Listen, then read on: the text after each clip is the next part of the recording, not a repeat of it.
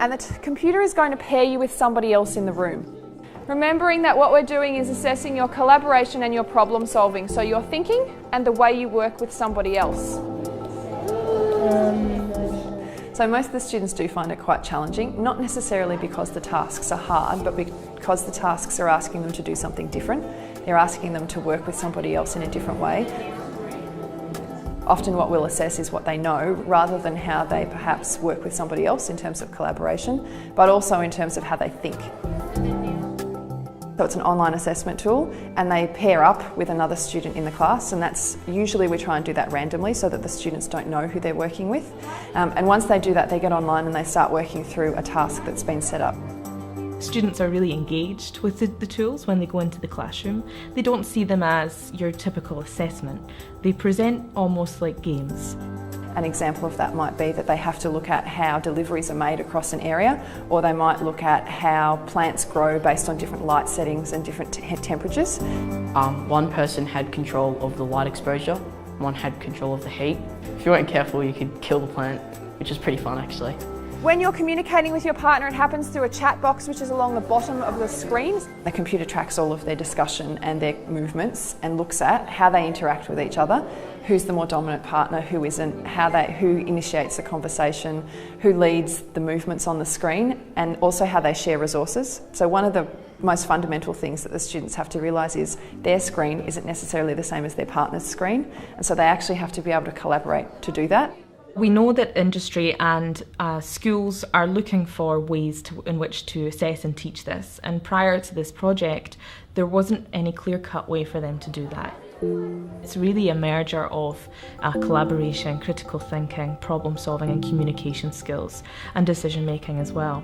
And so we looked to the literature of those 5 skills, and from that merged a definition within of itself, so that it's not just a merger of those 5 skills but an actual skill in and of itself. One of the school's main aims is to equip students with skills for the 21st century. So whilst we recognise that it's very important for them to have content area knowledge, it's also important for them to be able to engage in a very changing workforce. Very few projects and tasks that are going on that are solely within one office. There are often collaborations between other companies or other countries.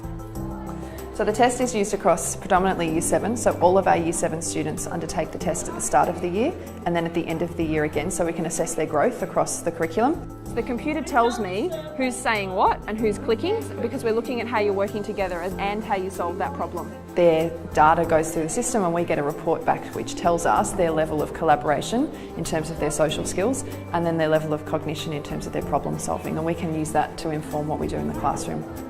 Is that you typing? Yeah, and they haven't replied. They're antisocial. Well, data is very important to good teaching because it really moves the theory into the practice. With the example of our tasks, teachers find it very, very difficult to actually assess collaborative problem solving offline by themselves in the classroom. If you can imagine one single teacher trying to assess every student in the classroom while they're working in groups, how they're interacting with every single other student in the group, it soon becomes an impossible task even for the best of our teachers. And so the tool provides that baseline measure that teachers can work with so that they have some estimate of where their student lies on the skill. What I've learned is that sometimes collaborative problem solving skills develop quite naturally in students. Some students will come in with quite strong skills already, and perhaps that's a product of the school that they've been to, perhaps that's a product of their own ability, but that there are a range of students across every school that actually need explicit teaching in these areas to actually be able to function effectively in a group, to understand how they actually engage with a problem and how to support them to improve those areas. I always prefer to work individually, but when I'm faced with something like this, it's very, very different to what I'm used to doing. But that's the main difference, is that you can't do it all yourself. You have to give responsibility to other people and let them help you out.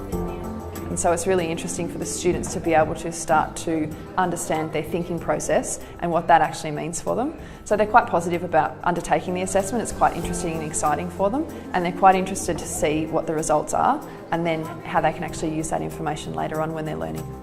I think the testing has helped my communication skills. I'm used to talking to people to figure out a puzzle, but on the internet it's slightly different because your words can't be interpreted with tone, and so you kind of got to think about the best way, I guess, to communicate. I think it's a really valuable tool for other schools to use, partly because it provides data that we don't necessarily have at the moment in terms of our curriculum, and particularly at a teacher level, what you're doing outside of the content that you're delivering to students, how you're developing them as a whole person in terms of their skills and their own abilities is a really useful thing. So it's something that is really valuable for schools and for individual teachers in terms of improving their practice and the outcomes that we give the students.